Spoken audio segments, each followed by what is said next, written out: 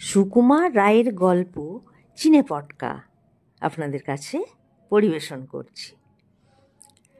আমাদের রামপদ তার জন্মদিনে এক হাঁড়ি মিহিদানা নিয়ে স্কুলে আসলো। টিফিনের ছুটি হওয়া মাত্র আমরা সকলে মহা উৎসাহে সেগুলো ভাগ করে খেলাম। খেলো না কেবল দাশু। পাগলা দাশু যে মিহিদানা খেতে ভালোবাসে না তা নয়, কিন্তু রামপদকে সে একেবারে পছন্দ করতো না। দুজনের মধ্যে প্রায় ঝগড়া চলতো। আমরা রামপদকে বললাম, দাশুকে কিছু দে। রামপদ বলল, কিরে দাশু, খাবি নাকি? দেখিস খাবার লোভ হয়ে থাকে তো বল, আর আমার সঙ্গে কোনো দিন লাগতে আসবি নে, তাহলে মিহিদানা পাবি। এমন করে বলল তো রাগ হওয়ারই কথা, কিন্তু দাশু কিছু না বলে গম্ভীরভাবে হাত পেতে মিহিদানা নিল। তারপর দারোয়ানের ছাগলটাকে ডেকে সকলের সামনে তাকে সেই মিহিদানা খাওয়ালো। তারপর খানিকক্ষণ হাঁড়িটার দিকে তাকিয়ে কি যেন ভেবে মুচকি মুচকি হাসতে হাসতে স্কুলের বাইরে চলে গেল। এদিকে হাঁড়িটাকে শেষ করে আমরা সকলে খেলায় মেতে গেলাম। দাশুর কথা কেউ ভাববার সময় পাইনি।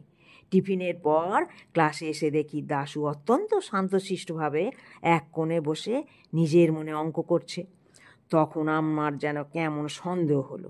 আমি জিজ্ঞাসা করলাম, কিরে দাশু, কিছু করছিস নাকি? নিতান্ত ভালো মানুষের মতো দাশু বলল, হ্যাঁ, দুটো জিসিএম করে ফেলেছি। আমি বললাম, দুধ, সে কথা কে বলছে? কিছু দুষ্টুমির মতলব করিস না তো? সে এক কথা ভয়ানক চটে গেল। তখন পণ্ডিত মশাই ক্লাসে আসছিলেন। দাশু তার কাছে নালিশ করে আর কি। আমরা অনেক কষ্টে তাকে ঠান্ডা করে বসে রাখলাম। পণ্ডিত মশাই মানুষটা মন্দ নয়, পড়ার জন্য প্রায় কোনো তাড়াহুড়ো করেন না। কেবল মাঝে মাঝে একটু বেশি গোলমাল করলেও হঠাৎ রকম সাংঘাতিক চটে যান। সে সময় তার মেজাজটা আশ্চর্য রকম ধারালো হয়ে ওঠে। পণ্ডিত মশাই চেয়ারে বসে নদী শব্দের রূপ করো বলেই ঘুমিয়ে পড়লেন। আমরা বই খুলে হড়বড় করে যা তা খানিকটা পড়ে উত্তরে পণ্ডিত মশাই নাকের ভিতর থেকে অতি সুন্দর ঘর ঘর শব্দ শুনে বুঝলাম নিদ্রা বেশ গভীর হয়েছে।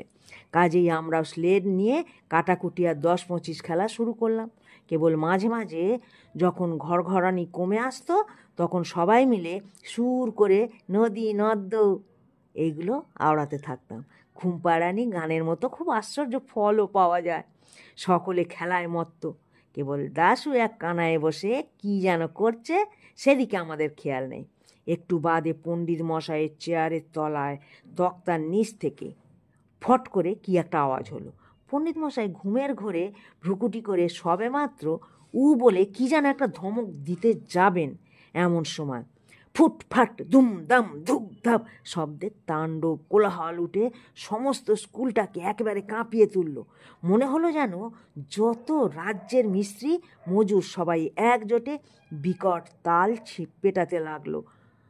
দুনিয়ার যত কাঁসারি আর লাঠিয়াল সবাই যেন পাল্লা দিয়ে হাতুড়ি আর লাঠি ঠুকতে লাগলো। খানিকক্ষণ পর্যন্ত আমরা যাকে পড়ার বইয়ে কিংকর্তব্য বিমূঢ় বলে তেমনি করে হাঁ করে রইলাম। পণ্ডিত মশাই একবার মাত্র বিকট শব্দ করে তারপর হঠাৎ হাত পা ছুঁড়ে এক লাফে টেবিল ডিঙিয়ে একেবারে ক্লাসের মাঝখানে ধরপড় করে পড়ে গেলেন। সরকারি কলেজের নবীন পাল বরাবরই হাই জাম্পে ফার্স্ট প্রাইজ পায়, তাকেও এরকম সাংঘাতিক লাফাতে দেখিনি। পাশের ঘরের নিচের ক্লাসের ছেলেরা চিৎকার করে কড়াকিয়া নামতা পড়ছিল, তারাও হঠাৎ থেমে গেল। দেখতে দেখতে স্কুলময় হুলস্থুলো পড়ে গেল। দারোয়ানের কুকুরটা পর্যন্ত ব্যস্ত হয়ে বিকট কেউ কেউ শব্দ করতে লাগলো। দারোয়ানজি একটা লম্বা বাঁশ নিয়ে অতি সাবধানে আস্তে আস্তে তক্তার নিচ থেকে একটা হাঁড়ি ঠেলে বার করলো। রামপদ সেই হাঁড়িটা তখনও তার মুখে কাছে একটুখানি মিহিদানা লেগে রয়েছে। পণ্ডিত মশাই ভয়ানক ভ্রুকুটি করে বললেন, এ হাঁড়িটা কার? রামপদ বলল, আজ্ঞে আমার। আর কোথায় যায়? অমনি দুই কানে দুই পাক, হাঁড়িতে কি রেখেছিলি? রামপদ তখন বুঝতে পারল যে গোলমালের জন্য সমস্ত দোষ তার ঘাড়ে এসে পড়েছে। সে বেচারা তাড়াতাড়ি বোঝাতে গেল, আজ্ঞে ওর মধ্যে মিহিদানা এনেছিলাম।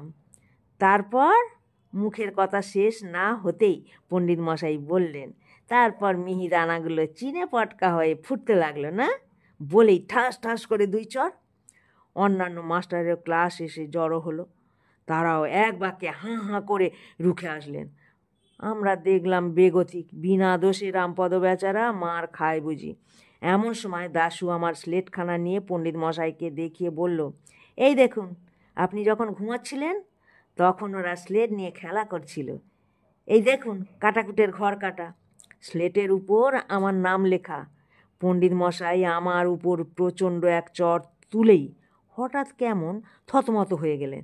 তারপর দাশুর দিকে কটমট করে তাকিয়ে বললেন, চুপ রাও, কে বলেছে আমি ঘুমোচ্ছিলাম? দাশু খানিকক্ষণ হাঁ করে বলল, তবে যে আপনার নাক ডাকছিল। পণ্ডিত মশাই তাড়াতাড়ি কথাটা ঘুরিয়ে বললেন, বটে, ওরা সব খেলা করছিল। আর তুমি কি করছিলে? দাশু অম্লান বদনে বলল, আমি পটকায় আগুন দিচ্ছিলাম। শুনেই সকলের চক্ষু স্থির। ছোকরা বলে কি? প্রায় আধ মিনিট খানেক কারোর মুখে কোনো কথা নেই। তারপর পণ্ডিত মশাই হঠাৎ একেবারে হুঙ্কার দিয়ে বললেন, কেন পটকায় আগুন দিচ্ছিলে? দাশু ভয় পাবার ছেলে নয়। সে রামপদকে দেখিয়ে বলল, ও কেন আমায় মিহিদানা দিচ্ছিল না? এরূপ অদ্ভুত যুক্তি শুনে রামপদ বলল, আমার মিহিদানা আমি যা ইচ্ছা তাই করব। দাশু হঠাৎ বলে উঠল, তাহলে আমার পটকা আমি যা ইচ্ছা তাই করব। এরূপ পাগলের সঙ্গে আর তর্ক করা চলে না। কাজেই মাস্টারেরা সকলেই কিছু কিছু ধমক ধামক দিয়ে যে যার ক্লাসে চলে গেলেন। সে পাগলা বলে তার কোনো শাস্তি হলো না। ছুটির পর আমরা সবাই মিলে কত চেষ্টা করে তার দোষ বোঝাতে পারলাম না।